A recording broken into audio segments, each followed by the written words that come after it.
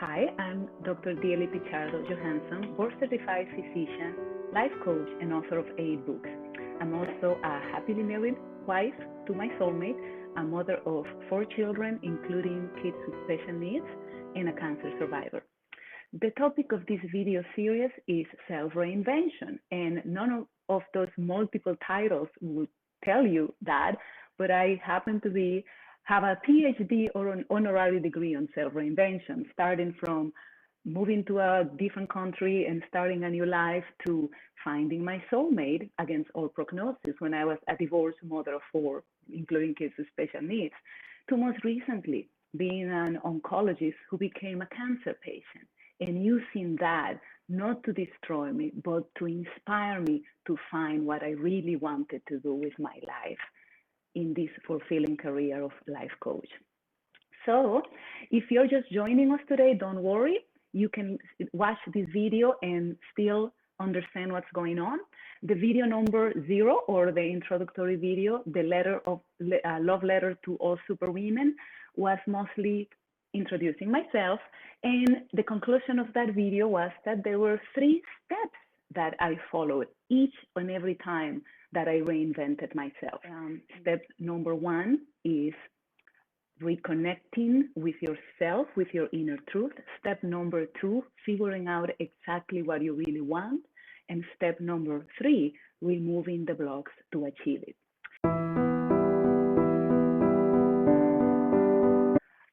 Last week, I had a small group workshop with 5 of the most wonderful women you could ever imagine, incredibly successful in healthcare providers. But I was shocked to realize that these amazing women sometimes had a lot of trouble figuring out what they wanted. It's very hard to do goal achieving if you don't know what your goals are. So I want to invite you today to ask yourself that question. If you run into a fairy godmother, or you run into Aladdin's lamp genie, or Bill Gates in an elevator, and if this magical being asks you, tell me exactly what you want and I'm going to give it to you. You have 30 seconds. Go! What do you want? Are you ready to immediately tell this magical being what you want? Well, let's talk about it. Take a deep breath. Figuring out what we want starts by figuring out where we are. First, let's acknowledge that there is a fine line between wanting it all and being miserable because you're not happy with what you have. I want first to address that. It is okay to be happy where you are. This actually is the key of happiness. But if you ever had the idea, as you probably do because you're a superwoman, that you have to balance all these different areas in your life, you're like a juggler trying to balance career and children and husband, and you feel struggling not to drop one of these balls or knives or torches, I want to tell you, erase that image from your life. Today, we're not going to talk about that, about killing ourselves about having it all. We're going to talk about harmonizing your life. Imagine your life is a song, and songs are written with musical notes. So you are not going to be playing all the musical notes at the same time all the time. You're going to be using a few at a time. You just need to make sure that they're harmonizing each other. That is the problem that sometimes we run into. We devote so much time to making money that we affect our health, or we devote so much time to our career that we neglect our romantic life or our children. And instead of that, we want to use each area of our life to harmonize the others. And I'm going to invite you today, that's the step that we're going to be using the tools we learned last video about reconnection to start creating a clear image of what we want by taking a clear look at our lives right now. I'm going to share with you 7 areas that I consider the 7 musical notes of any superwoman's life. Actually, there's 12 if you count the sharps and flats, but don't tell anybody. And we are going to address exactly where we are. there's 7 of those. And to give you an example of what we're going to be doing, I'm going to start with health. Health is something you cannot argue everybody wants and needs. So when I took a look at the 7 areas of my own life, I realized that health was out of proportion low. I scored at 7 out of 10, which for anybody else would be great. But for someone, an overachiever like me, who has 9s and 10s everywhere else, that was bad. Why did I score myself at 7? First, let me tell you, when you think about health, you'll probably think about fitness and getting in shape. That's perfectly fine. But don't be too harsh on yourself. As long as you're alive, healthy, and in remission from bad illnesses, give yourself at least a C. Don't give yourself an F. So I would give myself a 6 at least for being alive, healthy, and in remission. But then, and okay, maybe a 7 because I'm not overweight, I'm within healthy BMI. But then I was looking, I am not really exercising. I walk on the beach every day. That's mostly for my pleasure. That's not really cardio. I don't do any weight training. I have to start preserving my muscle mass and my bone mass. I do not, I don't eat as freakingly healthy, organic as I should. I don't drink that much water. It made me take a harsh look at my life and realize there was cognitive dissonance going on.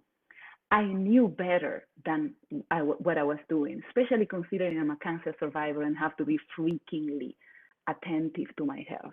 So that inspired me. Realizing that inspired me. I joined a gym. I'm starting weight training. I have started really to clean my diet from unhealthy things. So that is the advantage of taking a harsh look at each area of your life. So I already told you area number 1, health. Please go ahead and rate yourself from 1 to 10. What grade do you give yourself? And at the end of, I'll give you a few hints of how to do it better. Number 2, relationships. And I'm going to clarify here that there is 2 to 3 different aspects here. So I'm going to call these areas 2, 3, and 4. There's a different type of love for Eros and Agape. Eros is romantic love, passionate love, relationships with your significant other. And before you yell at me and that's not feminist, everybody needs that type of passionately love in their lives. And if you choose not to have a romantic partner, it's okay. You just need to make sure that that area of your life is being fulfilled by a passion, something, a mission in life, something that really drives you. So first is Eros, romantic love. Second is Agape, the love that we have for our relatives, our children, our brothers and sisters. I go ahead and divide that in 2 subtypes because I have the love in Agape, the love for my children. That is the nurturing love when you are the nurturer. And I have a different category for sisterhoods. Not only my biological sisters, but also my girlfriends, the girls from my support group, my clients, the women I love in my life. I am the supporter and the nurturer half the time, but another half the time, I am the one who's receiving the nurturing. And that is something every woman needs. Your children will appreciate it.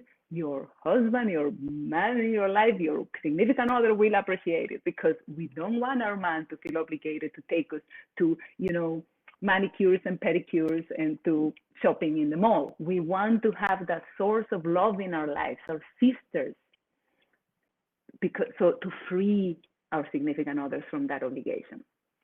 So take those 3 areas of your life: Eros, or romantic love or a passion; Agape, your relatives, your children, your siblings; sisterhoods, the sisters in your life, biologically or not, the girlfriends in your life. How do you score yourself in those 3 areas? Okay, we'll go back to that, don't worry. Then the next, if we have already set 4 levels, 4 different areas, 5 and 6 are career and money. And I separate them into separate areas because not always what fulfills us, gives us purpose and allows us to contribute to the world. Our career may not necessarily be what brings us money. The money may be something different, your investments, the day job that allows you to follow your passion in the evenings, the different ways that you bring money into your life. So I encourage you to look at those two different areas of your life. How happy are you with your career, your mission, what you were born to do for the world, your contribution, versus how happy you are with your finances. And then life area number 7 is spirituality and growth. And I left it for the end because it's the number 1, the most important one. That one feeds everything else. And if we tend only to that one, everything else will get better. And for some people, that is religion. For some people, that is a more vague spirituality. For some people, that is self-help, growth, personal development. For some people, this overlaps with Eros, and this is your passion in the form of art, your creativity. So looking at those 7 areas of your life, and I'm going to repeat them now: health, Eros, Agape, sisterhoods, career, money, and spiritual growth. I want you to take a hard look at them, because by figuring out exactly where you are, we are going to figure out what's missing. What area of your life you're so happy with, you can celebrate every day? What area of your life needs improvement? Where is the gap that needs to be filled? And that takes us to the homework for next video.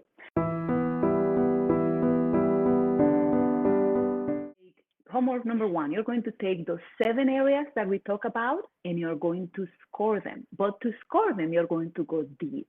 You're not going to score them with your brain. You're going to score them with your heart. How? You're going to use the exercise of reading the Thermostat. And in this exercise, we close our eyes. We imagine there are 4 compartments in our body: joy, sadness, fear, regret. Inside of sadness, I include shame and guilt. We're going to imagine those compartments are in our body, different areas of our body where you feel them. We're going to score each one of them and realize which one is the dominant in our life. So by getting in touch with that, you're going to ask yourself, what is the real score I am giving to this area of my life? Okay, that's step number 1. Then step number 2, after you have done that for all 7 areas, you're going to take the 2 that scored the lowest, and you're going to apply to them the exercise of the truth serum. And to refresh your memory, the truth serum is the exercise we did in the previous video, where you imagine you took this magical potion that doesn't allow you to tell any lies, and you have to say exactly what's in your mind, no filters, and you write, what is the truth, the whole truth, and nothing but the truth.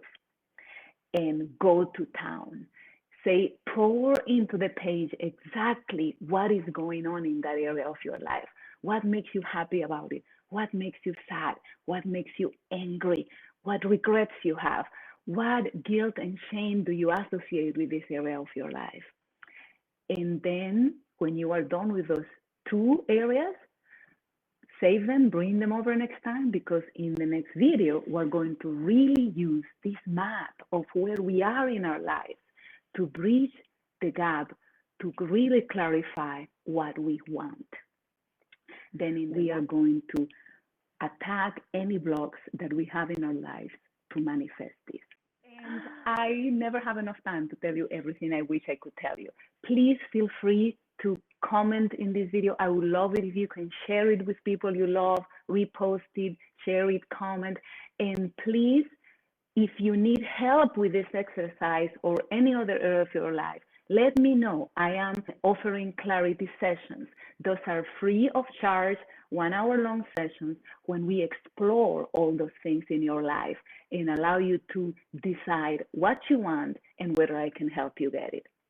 Thank you so much, girls. I can't wait for the next video and talk to you soon. Bye.